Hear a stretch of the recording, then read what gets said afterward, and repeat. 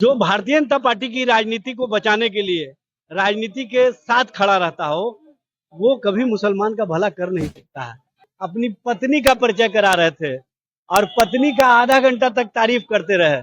उसमें कहा उनके साथ जो मुस्लिम महिलाएं खड़ी थी उनका तारीफ किए, एक सेकंड के लिए भी तारीफ कर दिए होते। वहां पर किसी दलित महिला का तारीफ कर दिए होते, किसी पिछड़ा अति पिछड़ा का तारीफ कर दिए होते। बिहार का मुसलमान, बिहार का एक एक आवाम तेजस्वी प्रसाद यादव के नेतृत्व के साथ खड़ा है। नमस्कार, आप देख रहे हैं आगाज फॉक्स न्यूज और मैं हूं आपके साथ करुणा तिवारी। बिहार में एक और पार्टी गठित होने वाली है प्रशांत किशोर की, उस विषय पर चर्चा करेंगे क्योंकि कहीं ना कहीं एम समीकरण को तोड़ते हुए नजर आ रहे। राजद के तरफ से हमारे साथ इस वक्त मौजूद है एजाज अहमद। एजाज जी, जिस तरीके से प्रशांत किशोर एम समीकरण को, जो आपके पार्टी की तरफ से हमेशा एमवाई समीकरण रहा है, उसमें से मुसलमान को वो साध रहे, इस पर क्या कहें? देखिए, सबसे बड़ी बात यह है कि जो लोग साइबेरियाई पक्षी बने हुए हैं वो कभी भारतीय जनता पार्टी के डाल पर, कभी किसी के डाल पर, किसी के डाल पर जा करके कहीं ना कहीं राजनीति करते रहे हैं। उनकी राजनीति का पोल खुल चुका है और सबको पता है कि 2014 में नरेंद्र मोदी को लाने में किसकी भूमिका थी और 2024 में जब 3 चरण के चुनाव के बाद लग रहा था कि अब केंद्र से भारतीय जनता पार्टी की सरकार जाने वाली है, तो इन्होंने नारा दिया था कि 300 से ऊपर सीट आएगा।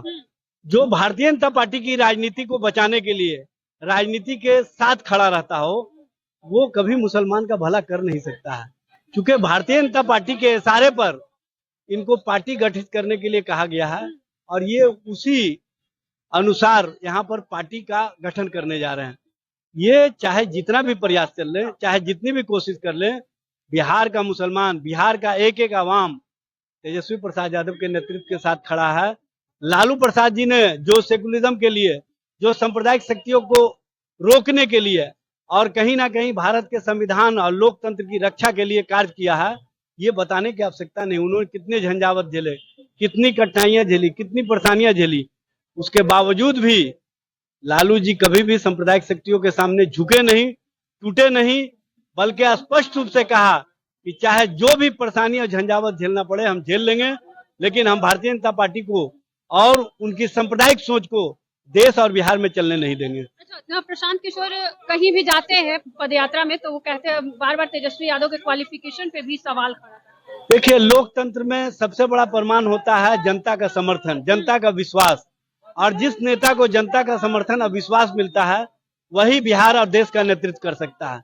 और आज कहीं ना कहीं तेजस्वी प्रसाद यादव के नेतृत्व पर बिहार की आम आवाम का, बिहार के हर लोगों का, बिहार के नौजवान का, बिहार के मुसलमान का, बिहार की महिलाओं का समर्थन तेजस्वी प्रसाद यादव के नेतृत्व पर है, विश्वास उनके ऊपर है। इसलिए चाहे कोई कितना भी प्रलाप कर ले, चाहे कितना भी बात कर ले, अब जनता उन लोगों की बात सुनने वाली नहीं है। जनता ने मन बना लिया है कि हमको काम करने वाला नेता चाहिए, हमको बात करने वाला नेता नहीं चाहिए जो सिर्फ और सिर्फ तेजस्वी फोबिया का शिकार हो।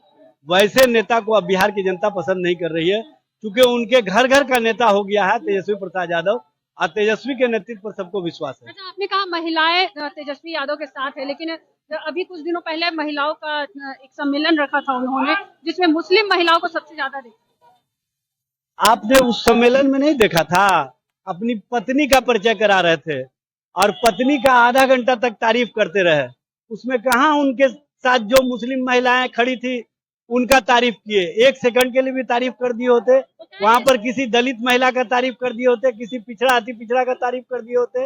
वो अपनी पत्नी का इंट्रोड्यूस करा रहे थे। इसका मतलब है कि वो राजनीति का उसी पैदान को अपना रहे हैं जिस पैदान के खिलाफ वो बोलते रहे हैं। तो देखिए, ये थे हमारे साथ राजद से एजाज अहमद। और आपको बता दें कि जिस तरीके से बिहार में एमवाई समीकरण को लेकर राजद को हमेशा से देखा गया है, आज उस एम समीकरण को तोड़ते हुए कहीं ना कहीं नजर आ रहे प्रशांत किशोर। प्रशांत किशोर लगातार अपनी तरफ से ये कहते नजर आ रहे हैं कि जो मुस्लिम है उसे 40% महिलाओं को जो योगदान उसमें मिलेगा, मुसलमान महिलाओं को। आपको क्या लग रहा है कि विधानसभा का चुनाव है 2025 का, इसमें एम समीकरण टूटेगा? तो आप भी हमारे साथ साझा करें और देखते रहे आगाज।